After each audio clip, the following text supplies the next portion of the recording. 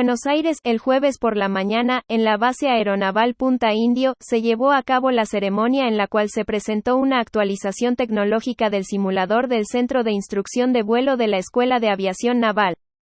La misma fue presidida por el comandante de la Aviación Naval, Comodoro de Marina, Juan Alberto Mercatelli, acompañado por el secretario general de la Armada, Contraalmirante Diego Eduardo Suárez del Solar, integrantes del Instituto Aeronaval, personal militar de los destinos dependientes de la Fuerza Aeronaval en grado 1, personal civil y docente e invitados especiales. El acto se inició con el saludo del Comodoro de Marina Mercatelli al personal formado y a continuación, el presidente del Instituto Aeronaval, capitán de navío aviador VGM. Re. Juan José Membrana, pronunció palabras alusivas. Asimismo, el presidente del Instituto Aeronaval destacó el compromiso de la empresa argentina TMA Simuladores por superar las exigencias establecidas y por completar el tiempo récord la puesta a punto del moderno equipo digital TMA, Beech T34C Turbomentor. Seguidamente, el Comodoro Mercatelli agregó que el simulador presentado en conjunto con el Instituto Aeronaval permitirá no solo mejorar la conciencia situacional del alumno, sino introducir mejoras en las técnicas de vuelo. Posteriormente, agradeció el esfuerzo de todos aquellos quienes participaron y colaboraron, como así también destacó el apoyo brindado por parte de la Secretaría General de la Armada.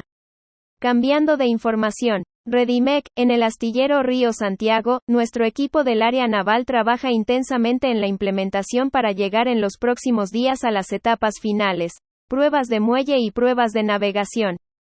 Cambiando nuevamente de información. El presidente Alberto Fernández, junto con el ministro de Defensa, Jorge Tayana, el presidente de Fabricaciones Militares Sociedad del Estado, FMSE, Iván Durigón, el jefe de Gabinete de Ministros de la Nación y exministro de Defensa, Agustín Rossi, y la jefa de producción de FANAZUL, Eugenia Giuliudori encabezaron la reapertura de la Fábrica Militar de Pólvora y Explosivos, FANAZUL, en la localidad de Azul, provincia de Buenos Aires.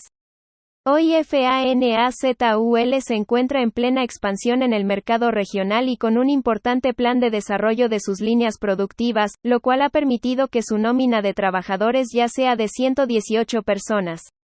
La reactivación de la fábrica ha requerido hasta el momento una inversión de más de $5 millones estadounidenses, y se tiene previsto invertir $1.50 millones estadounidenses adicionales.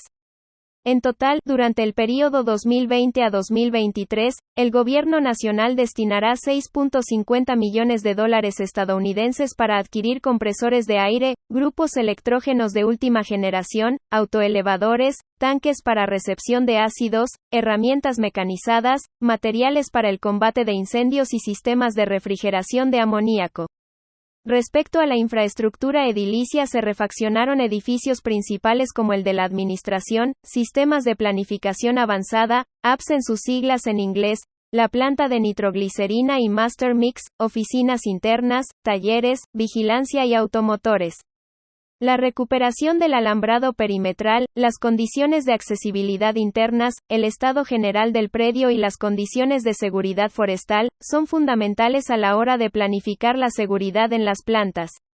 Además, se habilitaron los servicios de agua, aire, vapor y energía eléctrica, como así también, las redes principales de distribución interna, cañerías y equipos principales. Se mencionan además, la reparación de la autobomba, la ambulancia, los tractores para forestación, una combi para traslado de personal, como parte de la puesta en valor de los bienes existentes. Además de la reapertura de FANAZUL, se han aprobado otros proyectos estratégicos que impulsarán las próximas actividades productivas de la fábrica, como la reactivación de la planta de nitroglicerina y Master Mix, la reactivación del servicio de destrucción de explosivos y desmilitarización. Cabe destacar que la producción de Master Mix, explosivos utilizados en la minería, es especialmente relevante, ya que permitirá fabricar productos semielaborados y elaborados destinados a la exportación, lo que generará empleo y generará el ingreso de divisas al país.